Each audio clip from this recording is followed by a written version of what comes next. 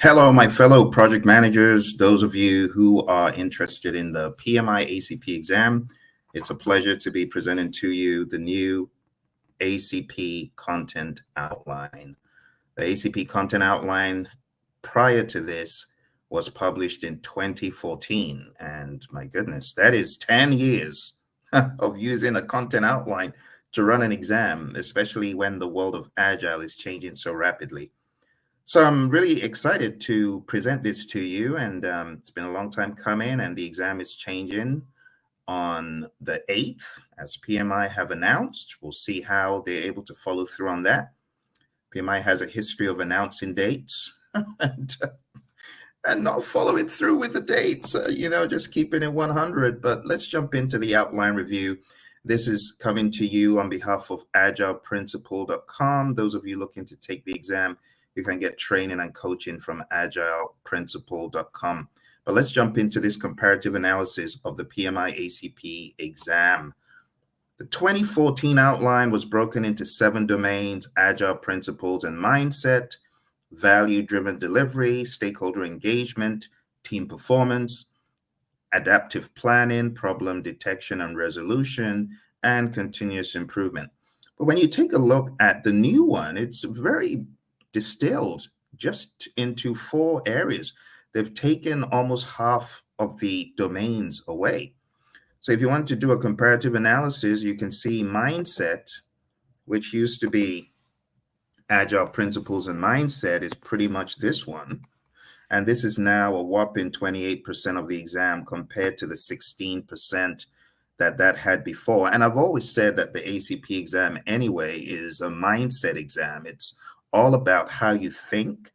Being agile is all about starting off with the right thoughts and really mastering the agile principles and the values. So I'm very happy that this is reflecting what the exam has always been anyway. It's always been largely mindset. I remember when I took my exam in 2016, I was quite astonished at the lack of technical agile questions like the TDDs, the XPs, and things like that were not very prominent. What was prominent was mindset. And I'm really excited to see that. The next thing that they have taken out of areas such as stakeholder engagement and team performance is the area of leadership. Again, something I've always been a fan of. Leadership is what everything rests on. My mentor, John Maxwell, would say, everything rises and falls on leadership, and it's true. And I'm glad that this reflects it, because you can have the best software, the best hardware, and you could have poor leadership. You could even have a great team, but if there's poor leadership, they're not going to be able to deliver to the optimum. So when we talk about leadership in the world of Agile, you do know that we're talking about a self-led, self-managed, self-organized team. And it just makes sense for everyone to have that leadership posture, be it the product owner, the scrum master, the developers. Everyone should have that posture, regardless the model you're using, regardless the framework you're using, right? So leadership trumps everything. So I'm excited to see that. The next one that they've taken away from, the continuous improvement of product mentioned there, and a few other areas where you will be able to detect product, it's been distilled down to 19% of the exam. And you do remember from the world of agile frameworks, product or potentially shippable increments or value-driven delivery, that whole topic, it revolves around product. When we talk about the minimum viable product, MMP, MMF, and things like that, this area is one to look out for in those topics. And last but not least, we've got delivery. And if you take a look at the previous one, we had value-driven delivery, and that was 20% of the exam. Now, delivery is 28% of the exam. So when you boil Agile down, my friends, to be quite honest, not a lot has changed in this world. It's always been what it has been. There's a lot of new software, a lot of new frameworks, some good, some bad, some absolutely ugly, which unfortunately some have made their way into being a text in this outline. But jokes apart, when you boil Agile down, it's all starting off with the mindset, the values, the principles. And then everything else is gravy, everything else. You don't even need to practice any of the so-called popular frameworks, and nothing against frameworks, they're helpful, but you don't even need to practice any specific framework. You can be very agnostic and you can blend frameworks, like you can be like the Karate Kid of Agile, the Mr. Miyagi video where that kid was taking all those moves, wax the floor, paint the fence, sand the floor, whatever, wax on, wax off, whatever he was saying. He took all those ideas and he was able to fluidly blend them when rubber met road. So when you're in the real world, you ain't going to be saying, oh, what am I today? Am I Scrum? Am I Kanban? Am I XP? Am I Chris? No. You get what I'm saying? So as an agile leader, an agile leader is an agile leader is an agile leader, regardless of framework, regardless of JIRAs or the confluences, and nothing against those. It's just that we need to keep it 100. All right, I'm off my soapbox. Let's move on. So here's a summary of the key differences. Consolidation of the domains from 7 to 4, emphasizing mindset and leadership, which excites me. The weight distribution, there's a greater focus on mindset and delivery, focus on leadership. It's now been elevated because everything rises and falls on leadership, like I said. Expanded eligibility, recognizes prior learning and third-party certifications. I'm going to show you that. And the interactive exam format introduces multiple responses, drag and drop, and broader scope, aligns better with the needs of modern agile. For lack of a better word, agile is agile. So moving on here, this presentation I'm going to show you is going to highlight the major differences from 2014 to 2024. So we've already taken a look at that high-level outline from 2014. 2024, we've just got 4 areas. And I'm going to walk you through all the areas before we get done. Again, the weight distribution, I've walked you through that. You saw the breakdown for yourself, and a huge emphasis on mindset, 28%, and delivery, 28%, which is 56%. Coming to the agile mindset and principles in 2014, that was upfront, was mentioned specifically, and I quite like the fact that the principles were mentioned. Now they're kind of lost in translation. You got to dig to say, okay, what do you mean by mindset? Because when you boil it down, the mindset, it stems from the values and the principles, right? But as we walk through the specific chapters in this outline, you're going to see what PMI has brought to the front, which is very good to emphasize some of those minor points, which I'm going to show you. Leadership is now a central domain, focusing on team empowerment, coaching, emotional intelligence, conflict resolution. The tools and techniques, there's been an expanded section there with some examples. And when it comes to the eligibility, stay tuned because I am going to show you what is new in that world of eligibility. Okay. If you have any questions as we go through the content, feel free to drop them in. I know for those of you in the United States, some of you are just waking up. Some folks still in bed at this time. I know because it's just 6 o'clock, 5 o'clock for some of you. But let's jump into the actual outline. I'm going to share the outline with you right now. And you see what PMI has been up to in the skunk works. All right, here we go. Let's take a look at the new content outline. Right off the bat, I quite like the appealing look, the earth tones. Very nice, very easy on the eye, PMI. So well done there. All right. I also like the gold colors that are used. Being a bit of an art aficionado, I like the presentation of the outline. It looks a lot less laborious, PMI. So well done there. All right. Here's the table one more time. You see the mindset and the delivery front and center. Leadership also quite robust, and product just as it should be. This is a very good breakdown by PMI. I quite agree with the proportion. The domains, tasks, and enablers model is used by the PMI.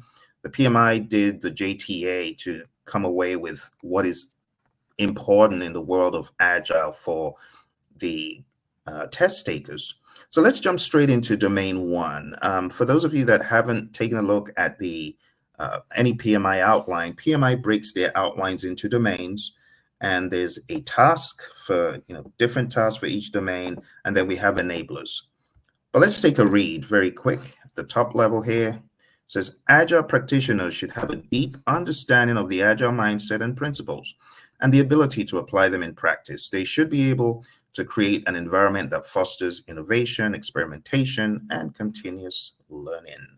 Additionally, they should be able to promote collaboration and teamwork, establish a shared vision and working agreements, and develop high performing teams. They should be able to use retrospective findings to improve the team and break down silos. Finally, Agile practitioners should be able to evaluate the team's understanding of Agile and tailor the approach accordingly, as well as identify the appropriate inter-team coordination approach. Again, this is something that excites me about this new one because in time past, you really didn't have the breakdown as explicit as this in the beginning. So I like the opening, and then we get into the tasks. This is the holy grail of Agile. You got to experiment early, right? And that's why we use things like the minimum viable products. We want to build something, get it into the hands of the customer, get some feedback, put it back into production. And, you know, in the world of Agile, we talk about incremental and iterative, two things, right? Task 2, embrace the Agile mindset, use Agile values and principles, talks about the Stacy model, the Sinofin model, and other things here, which were not emphasized prior. So that's embrace the Agile mindset, promote collaborative team environment. Sounds very familiar to other exams from the PMI, just makes sense, right? For collaboration, build transparency, break down those silos. When you have a co-located team, co-located in mindset, most importantly, things go a lot quicker and easier. So building that transparency. In the world of Agile, you know, we're not into all that percent complete stuff because we have work done in iterations and in sprints. So we tend to use things like burn charts, or, you know, when we talk about giving status to management, that doesn't really work the same way in Agile as it does in predictive. In predictive, we do a whole lot of reports, right? Whole lot of charts, whole lot of graphs and stuff. But in the world of Agile, it's different because we've got, you know, most companies do 2-week iterations, some even less. So there's a quick turnaround, and, you know, we ain't got time to be looking at big old reports. So the reporting is very agile. We use information radiators and things like that. Task 5, foster psychological safety. This is huge. This is huge. And this goes even beyond the world of Agile because in a lot of companies, people don't feel safe. You know, we talk about Maslow's hierarchy, you know, the Maslow's pyramid, and what's at the bottom is the physiological, then safety is number 2. That safety is what we're talking about here, right? Safety, psychological safety is different from physical safety, you know, but they're both safety. And a lot of people don't feel safe at work. You know, they're in an environment with carrot and sticks, and we don't want that. So this is where we're emphasizing to have a no blame game culture, encouraging dialogue and stuff like that. Number 6, shorten feedback loops. The quicker, the shorter, the better. So use tools and techniques to shorten feedback, design thinking, lean startup, and things like that. Number 7, embrace change. Promote a growth mindset to respond to change. Embrace process adaptation by responding to changing requirements and priorities. Okay. Again, this is agnostic. I'm quite pleased that the PMI has kept this agnostic, at least in this first domain, and this is exactly how it needs to be. Let's go to domain 2, leadership. Agile practitioners should possess the necessary skills and knowledge to effectively lead within an Agile team. This includes a deep understanding of Agile principles and methodologies, and the ability to create a collaborative team environment that fosters innovation, learning, and growth. They should also be able to apply principles of systems thinking to classify scenarios and identify the importance of risks of each classification. Additionally, they should be able to interpret the output of Agile suitability tools and integrate Agile models based on need. Other key skills include the ability to establish team vision and working agreements, form and develop high-performing teams, use retrospective findings to improve the team, and use collaboration practices to break down silos. They should be committed to the team's decisions, even in disagreement, and be able to evaluate the team's understanding of Agile to tailor the approach. PMI, great job. I like the introductions. The introductions just bring it home. They make it more solid, and they help people understand what exactly PMI is talking about here. Task 1, empower teams. Establish an environment of trust. motivate team members, coach and mentor, promote collective ownership, recognize differences between training, coaching, and mentoring. So, training is purely sharing of knowledge. Mentoring is when you tell someone what you advise them to do based on your own experience, when you are guiding them in a way, a very close way, where you're pretty much giving them the blueprint, the roadmap. But coaching is different. Coaching is where you have a client, and client doesn't mean they're paying. It just means that they're the person you're working with in a coaching environment. And with a client, the answer always lies with a client. The answer doesn't lie with you, the coach. It lies with the client. So coaching, mentoring, and training are different. Training is sharing knowledge. Mentoring is guiding, giving very specific guidelines in some instances. Coaching, you don't do that. You don't give the guidelines. You let the person being coached get the way out of themselves. In other words, you ask pregnant questions, loaded questions that will help them mine the information, the data, the rationalization themselves, and come to an understanding of what works best. So that's quite interesting. They've got that there. I'm very excited about that, being someone who emphasizes the difference between all three. Task 2, facilitate problem resolution. It just makes sense, right? So if you haven't picked up the DIGCIV book, DIGCIV, it helps you with problem resolution. It's a 6-step model. I wrote the book DIGCIV, and just having that mindset, I can see that helping here as well. Number 3, promote knowledge sharing. Create an environment to capture and share knowledge. So in the world of Agile, to be quite honest, the way we work is different from lessons learned. I would rather they had used retrospectives, but lessons learned can also be looked at quite generally. But when you hear lessons learned, it's typically shared across the board, across the organization. That's not to say that retrospectives don't yield some information that can be shared, but our default is not to share what happens in the retrospective. That's for the team, except it's going to affect the wider organization. We say Agile Vegas, whatever happens in the retrospective stays there. Task 4, promote Agile mindset principles and practices. So again, you got to go to agileprinciple.com. We cover this in a lot of detail.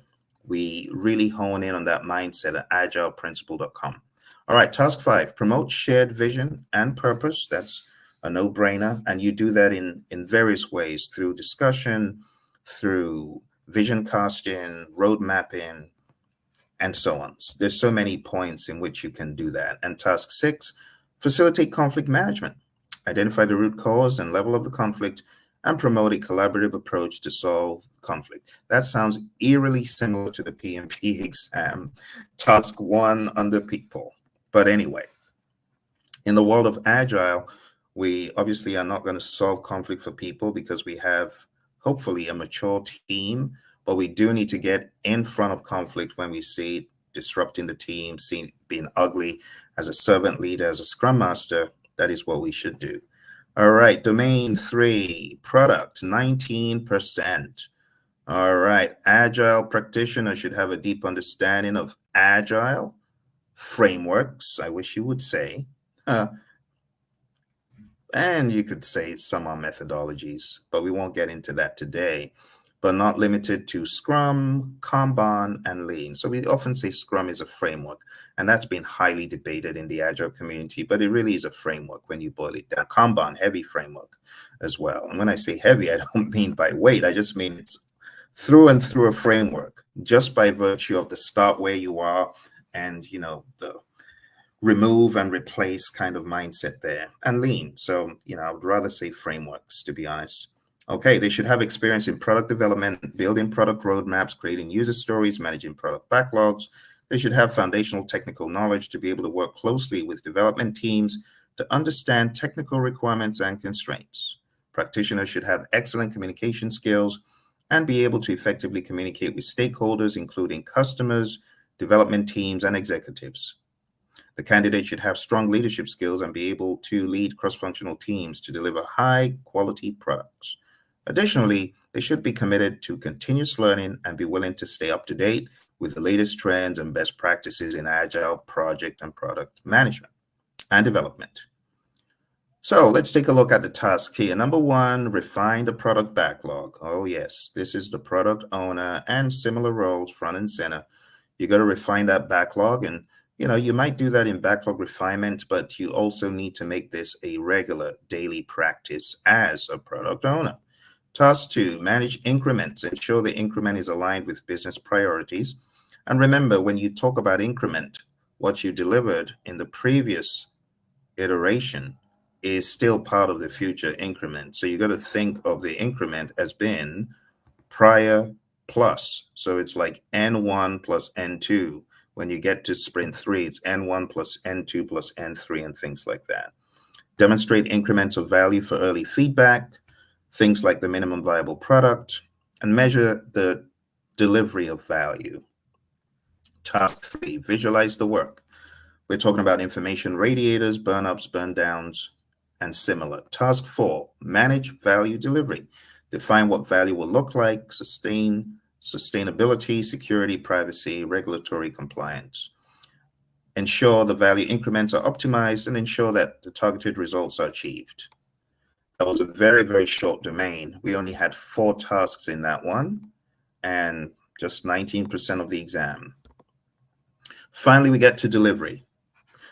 Says Agile practitioners should have the necessary skills and knowledge to effectively manage and deliver projects and products using Agile approaches. The candidate should have strong communication and collaboration skills to work effectively with cross-functional teams. Experience in Agile project management tools and techniques such as user stories, sprint planning, and retrospectives. Knowledge of Agile development practices such as continuous integration, continuous delivery, and test-driven development. Familiarity with Agile frameworks and methodologies. Now we're talking. I like that. So frameworks and methodologies, let's distinguish them, right? But not limited to Scrum, Kanban, Lean, adaptability, ability to adapt to changing requirements and priorities in a fast-paced environment. Experience in using Agile metrics to measure project progress and success. Seeking early feedback from internal and external customers to ensure alignment with their needs, managing risks proactively to minimize impact on project and/or product delivery, eliminating waste by focusing on delivering value to the customer, performing continuous improvement to enhance project delivery and team performance, engaging customers throughout the project to ensure their needs are met, optimizing flow by focusing on delivering value quickly and efficiently. In addition, Agile practitioners should also have a strong commitment to continuous learning and improvement, and a passion for delivering high quality products and services to customers. So again, shout out to PMI for the very detailed breakdown intro. That just sets the pace for anyone who's going to read this section. So that's awesome. Task 1, seek early feedback. Just makes sense. The earlier you get feedback, the better. So deliver work in small increments, manage Agile metrics, determine which metrics are appropriate, right? Radiate metrics across the relevant audience with information radiators, review and analyze metrics and use metric insights for decision making. Task 3, manage impediments and risk. In the world of Agile, there's a tendency to not have risk registers, and we've always said you should. We've always said you should closely manage risk beyond just saying, oh, we do all this in our daily scrums and our sprint reviews and our retrospectives. No, you actually need to keep a firmer eye on risk. So we encourage teams to do that, to proactively identify risks. You do know there's a difference between a risk and an impediment, right? A risk is an impediment waiting to happen. An impediment is already happening. We often use the terms impediments, obstacles, and blockers. Impediments slow you down. Obstacles are in your way. You could get around them, go over them. But blockers, they stop you dead in your tracks. You can't move. We refer to all of them together. We just lump them all up as impediments. You might also hear people in the general world refer to them as problems, but you got to manage these. And that's what task 3 is about. You got to monitor and control the risks, the impediments, use lessons learned to avoid risks and impediment recurrence. You got to prioritize those impediments and go after them very aggressively. All right, task 4, recognize and eliminate waste. I often say maximize the muda, because muda is waste. So maximize the muda you cut out. You got to cut out that waste. This is talked about in the Agile Manifesto. It says, maximize the amount of work not done. Simplicity, maximizing the amount of work not done is essential. It's true. You gotta cut out that waste. Waste is ugly. Waste is your enemy. Cut it out. do some value added improvements, visualize the end-to-end flow, value stream mapping, and things like that. Task 5, perform continuous improvements, obtain metrics and feedback to drive continuous improvements, implement improvement actions, evaluate the effectiveness of process improvement. Definitely the 7 wastes in the world of lean, in the world of manufacturing. This will be one for you to read up before your exam. Task 6, actively engage customers. No brainer. If your customer isn't engaged, you're not going to get as much feedback, as much value for yourself as the performing team. All right. So you want to get all that feedback by actively engaging your customers. You got to know what keeps the customers engaged, the kind of things that engage them. So when we talk about Moscow and Kano, those categorization approaches, you got to understand the purpose of categorizing in that way. So you get those things that are near and dear to the customer out first, up front, and you begin to get more engagement and more interaction. Task 7, optimize flow.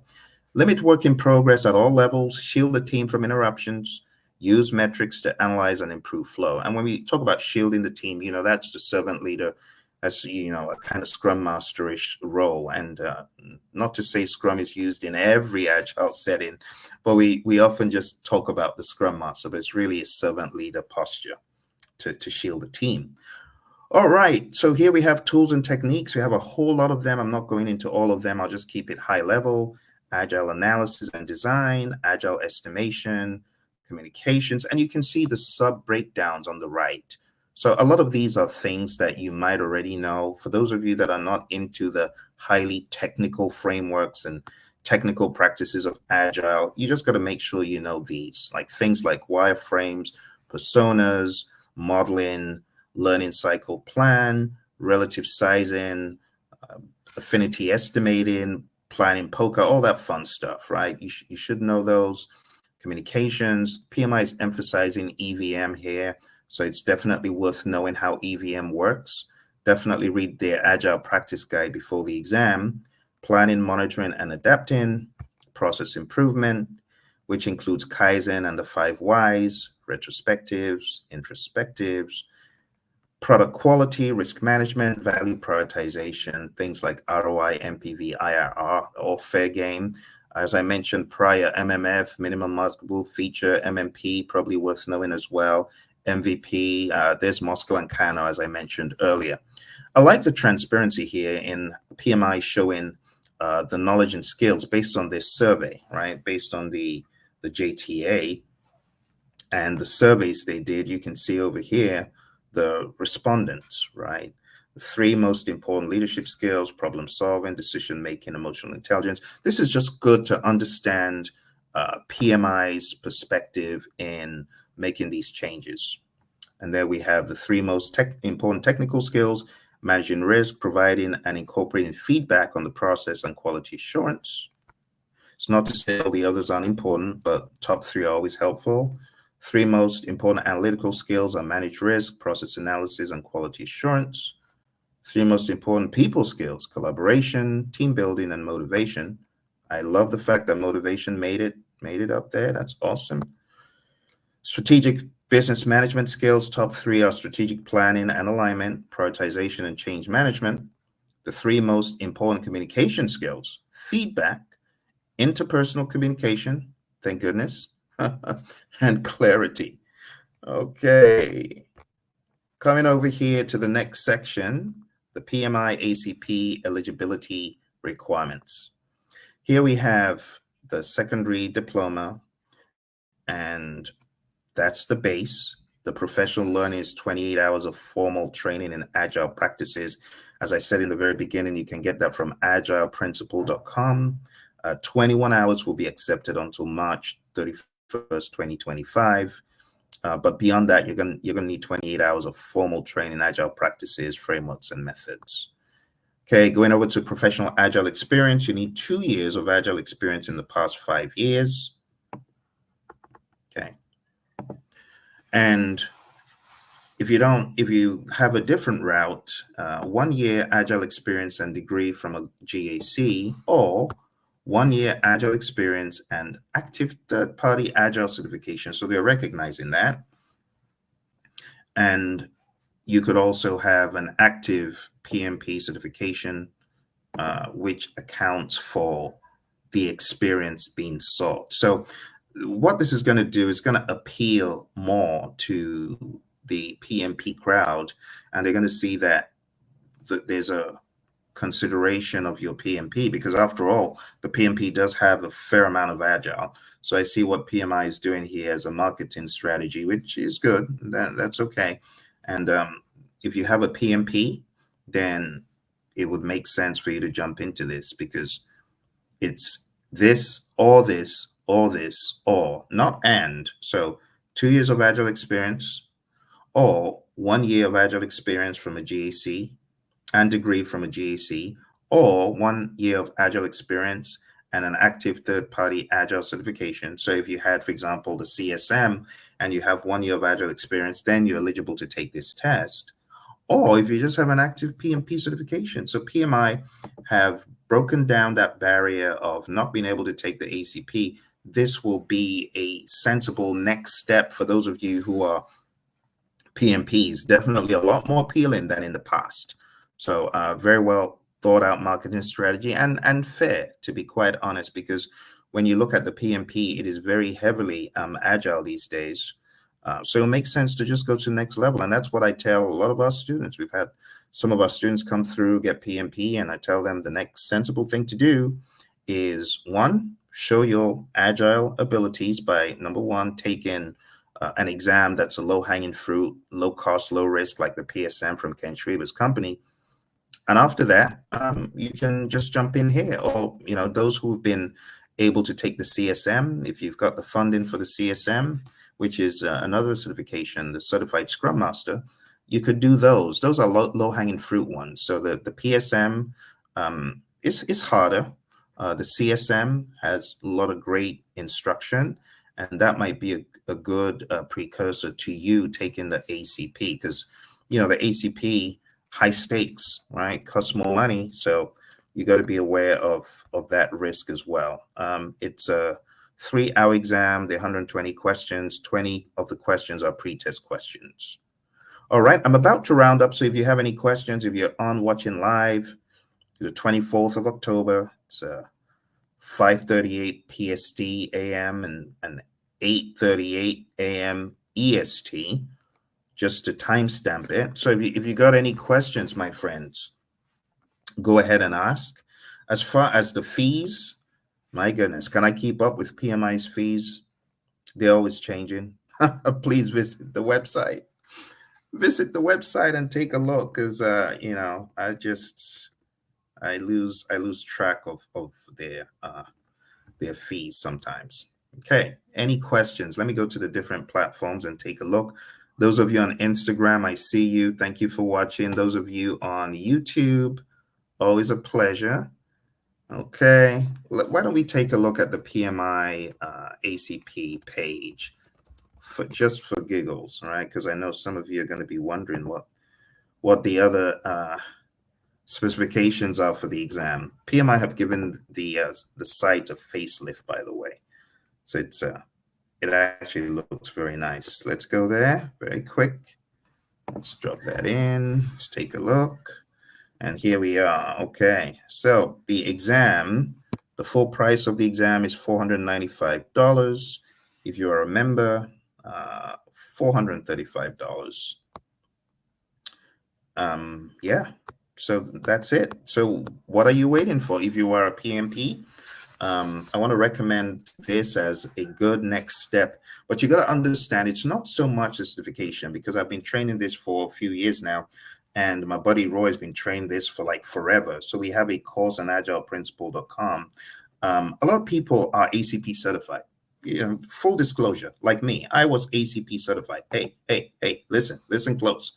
I was ACP certified and still not confident enough in Agile. I was ACP certified, still not knowledgeable enough. Do you know what I was missing? I was missing the stellar instruction. It's not about the certification. A lot of people, they're certified, But when it comes to distilling Agile down as a practitioner, they can't. They're inept. Or when it comes to teaching others, they can't, but they pass the exam. I was like that, full disclosure. So I really want to make it clear. It's not about the certification alone. That shows, yes, you've taken an exam. But when rubber meets road and you're in the real world, are you truly agile in mind, in action? That's the question. And to get there, it took mentoring and coaching from my mentor, Roy Schilling, who is my co-trainer on agileprinciple.com. So I really want to stress, if you're looking to take the ACP exam, it's not just about passing the exam. It's about having A+ stellar coaching and mentoring from someone who's made all the mistakes. I was CSM certified, I was ACP certified, and still inept. It's not the certification. I can tell you there are many people running around with certifications, but they ain't agile. They ain't got it. And to got it, you need someone who's made all the mistakes to tell you, hey, don't make the mistakes I did. Or you need someone who really knows how to convey what Agile is all about, because Agile is not about frameworks. Agile is not about methodologies. Agile is not about the Jiras of this world and the rallies and the confluences and the Trillos. It's not. It's about how you think and act. And you can do all that all by yourself, even without a framework. All right? If you're looking to do this, my friends, again, I want to implore you, I want to encourage you, going down to our website. It's agileprinciple.com. You will get stellar coaching, training, and exposure to what Agile is all about. The ACP is a great exam. I'm really excited at what PMI have got going here, especially just seeing the new outline. So we've been through the process of eligibility, talking about the question format, still retained 120, and it's based on a solid JTA. But again, my friends, you got to go to agileprinciple.com. Highly advise it.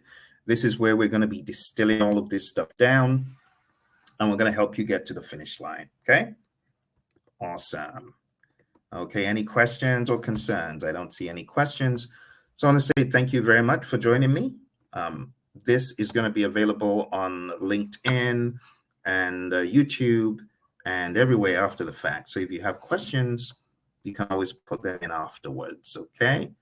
I do not see any questions. So let me go ahead and put the links to the ACP page in the chat. And let me also go ahead and remind you of where you can get the coaching and training you need.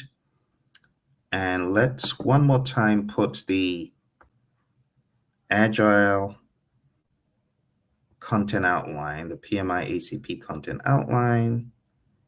Let's go ahead and put that in if I'm able to find it.